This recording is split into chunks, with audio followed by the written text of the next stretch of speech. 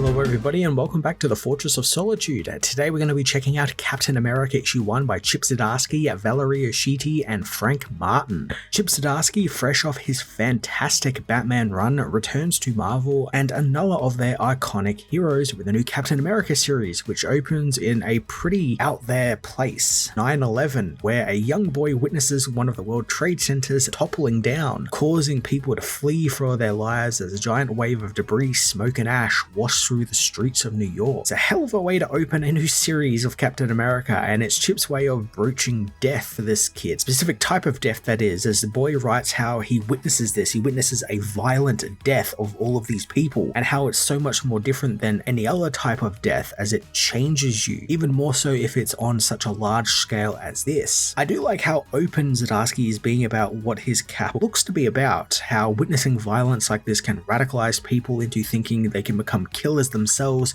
to stop the violence. Basically, that mindset that some people have where, oh, if I do more violence on these people, that will stop the violence, where that's not the case at all. It's just a continuous cycle of violence, something which we'll see a little bit later on throughout the book. Zdarsky cools things down slightly from there, as sometime later, Cap is getting a bite to eat at a local diner, listening to the people talk about the business going bust, new Stark phone being released, and a cop getting a call about shots fired nearby. Steve is quick to react and finds an officer keeping her partner stable after being shot, learning the shooter took her motorbike and is heading for the newly opened UN building to kill someone. Cap gets a great reveal this moment, since he's been wearing a big trench coat, kind of hiding who he is, kind of trying to remain incognito, and he whips it off and it's the reveal of the costume and the shield as he grabs the downed officer's motorbike, gives chase. I can just kind of hear the Captain America theme start up as he catches up to the guy. The shooter fires back and Cap's shield saves him from the lead, but gives Cap some knowledge of the guy, finding that he's been military trained. Since the guy keeps Cap at bay with more gunfire, he tries to get above him, launching his bike off one of the parked cars nearby and tosses his shield at the shooter's bike wheels, crippling it. Zdarsky has always done great action sequences, especially when he's paired with a fantastic artist like Valerie Oshiti here, who gets to kind of stretch their action muscles here a little bit with some really cool dynamic movement from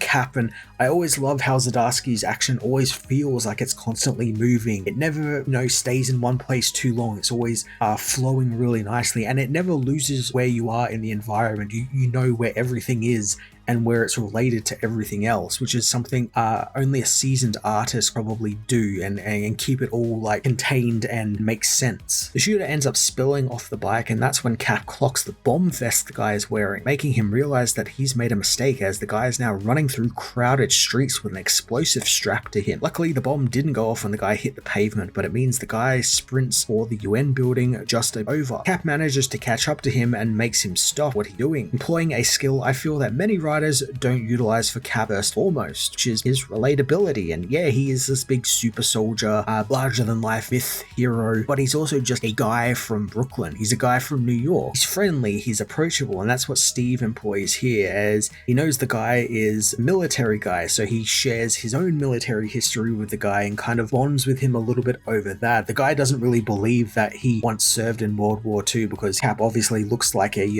late 20s guy, so it's impossible. And Cap completely knows what he means, as he recognizes this guy thinks everything in the world is impossible for him and nobody cares for him or people like him. And this is a story Cap has dealt with before. Veterans, service people who feel like they're left behind by society after coming back from war. And Cap himself has had a couple of stories exactly like that, where he's tried to become something else after realizing what being a veteran or being a soldier of war has done to him, and what that can be viewed as in the public. There's also the real life sort of meta story there, where like this is something that absolutely happens in society, where veterans often get left behind, pushed away, or they're shunned for their role in the war machine, things that they had no part in, but they get blamed for because they were part of this military industrial complex. We see it all the time in real life, and I like that Zdarsky is bringing it back up here, but I do hope that there is something new he can glean from this, because as I said, this is a story story that Cap has tackled multiple times before, and I don't want it to feel like he's just repeating old stories just to get into his new plot, which we'll get into in a minute. So I'm hoping over the course of this first arc he starts to sort of reveal something new we haven't seen in this. Cap tells the man that death only brings more death, and he knows that he can help Man. Man stands down and actually salutes Cap as he moves in to shut the bomb off. They're shut off remotely by the arriving Iron Man. So this is where it's kind of clicked for me, and I'm probably sure everyone else as well, because I hadn't read like any of the solicitations and everything. When I picked this book up, I thought, okay, this is going to be a Captain America book set in the present, set in, you know, current day Marvel universe, but that's not the case at all, as this book is set in the past, not long after Steve got out of ice actually, as Steve mentions only now just hearing about the United Nations being started up, and the soldier was shocked at his reaction of learning Steve served in World War II, something that in the present day is kind of common knowledge.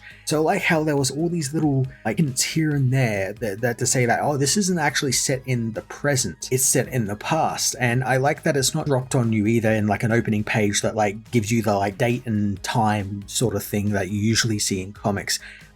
Because of that, it kind of feels a bit timeless in that regard, a bit sort of like it could be in any point in the last 20-30 years. You wouldn't know, because this is the Marvel universe, they've got that sliding timeline. Later on, after the soldier is taken care of, Steve and Iron Man talk about the newly formed United Nations and how it could potentially stop future world wars. Cap, however, doesn't think that everything is so straightforward, thinking that how the soldier felt abandoned by the US and it's made him think about his role. Iron Man gives us our first proper signpost of when this story takes place, as he mentions Steve has been out of the ice for only a week, and he wishes Steve did stuff like fighting terrorists officially with the Avengers, since their benefactor Tony Stark has government connections to give them freedoms others do not have. Steve, however, refuses, since he's already part of a team, US Army, and it's about time he returned to base. I mentioned the sliding timeline Marvel uses, and here it kind of messes with your head a little bit, because it's not like DC where it's like a very clearly set in the present and there is like a past and all that sort of stuff. Everything kind of happens on this sliding scale.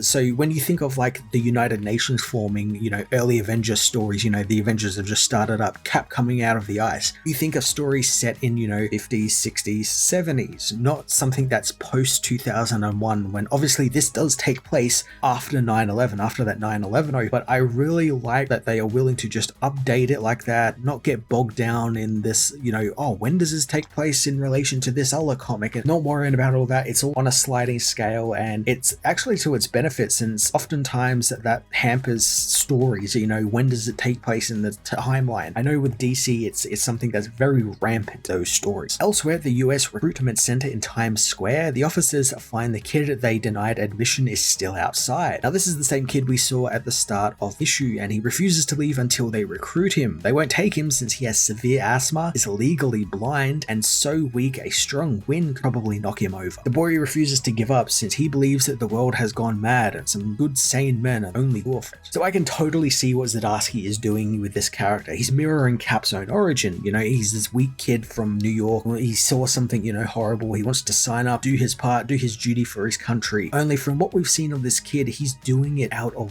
violence. He wants to inflict violence on others in the hopes that, you know, him inflicting the violence will stop the violence, which is something we saw Cap say earlier. Death leads to more death, and that's exactly what we're going to see with this kid. He's signing up for all of the wrong reasons. It's something which we've seen countless times, especially when it comes to, you know, when this is set, this is going to be the war of Iraq and the war in the Middle East. Lots of people did sign up for the wrong reasons, and I like Zdarsky has made this character, because I don't think this is a character who's a pre-established character. I think they're a new character. His name is David Bolton, and I think that's what he's doing with this guy. He's showing like a Captain America who has signed up for all of the wrong reasons, and I'm really intrigued by this story. I can't wait to see what he does with Steve. Meanwhile, is in the Pentagon, where he's put through his paces by the top brass, who still have his doubts that he is actually the real bona fide Steve Rogers. However, they find the science behind him all matches up with Dr. Erskine's notes. This is something I never really thought about, but of course Chip Zdarsky did. The legitimacy of Cap when he came back. Like, of course people wouldn't outrightly believe this man was frozen in ice. He got thawed fought out, and now he's back, this World War II veteran. People would want proof that he is who he says he is, and that's something that can't just whip out a card to say that he is. Or as they mentioned here, there was no DNA records back then, so they can't exactly just match his DNA with or something on record. So they just kind of got to put him through his paces. Steve meets with General Thaddeus Ross, who demands to know why he's there at the Pentagon, since the place didn't even exist when he was last alive, and now with the Avengers, who clearly want him on their team, he has options and he doesn't have to be there. Steve, who thinks about how he lost Bucky in the fall into the ice, wanted something that he was familiar with. He tells Ross about Bucky and how his parents died before he enlisted, meaning everyone he once cared for or loved is gone, so he wishes to be around the men and women who serve, since they are still there for him. He wants to be there for them. Ross understands and welcomes him back into the army with open arms, offering Steve his first mission. Zdarsky building up the rapport here between Steve and Ross is really interesting because it's one I've never really actually thought of. These are two men who both have military experience, long military experience, and they know what it's like and how it takes a toll on something only a few can pay. They are like kindred spirits in that regard, and I can't wait to see how Ross inevitably fucks it up, because he's going to do that. That's like his character trait, just messing things up. Zdarsky also finally gets to the kid we've been seeing through this book, reveals his name is David Holton, and he actually did manage to enlist in the army, calling his mother, who is worried the boy isn't thinking straight and what he is doing is insane. David refuses to back down from what he sees is his duty, and he wants to help people, but his mother believes that he's just partaking in some racist war that's about to take place and cause more deaths than it started. I'm loving the slow reveal of David's character and how, he's very much like Steve in that, he signed up in thinking that he was doing this all for the right reasons, but from what we've seen, they're all the very wrong reason, doing what he is doing as righteous. David's given a bit more confirmation in what he's doing since the other recruits kind of bully him, and he finally decides to stand up for himself and fight back, showcasing the same drive that made Steve join up, become a candidate for the Super Soldier Serum. As David is given another beating by his classmates, Captain America aids the Fantastic Four, taking down Mole Man for them so he can have a chance to talk with Reed Richards about Victor Von Doom, someone Reed knows all too well. As it turns out, Steve has come to see Reed as Doom, since taking over his home nation of Latveria has become an autocratic madman, destroying the US embassy there, taking the diplomats from it hostage, and illegally entering America to threaten its citizens over and over again. Steve reveals that they are putting together a covert strike team to go in and get the diplomats, and Reed is more than happy to have the Fantastic Four pitch in, but Steve knows they actually can't do such a thing, as superpowered people complicate things, and the UN is getting ready to ban powered beings from being anywhere near military operations on foreign soil. Zdarsky lays out a couple of rules here which are really interesting.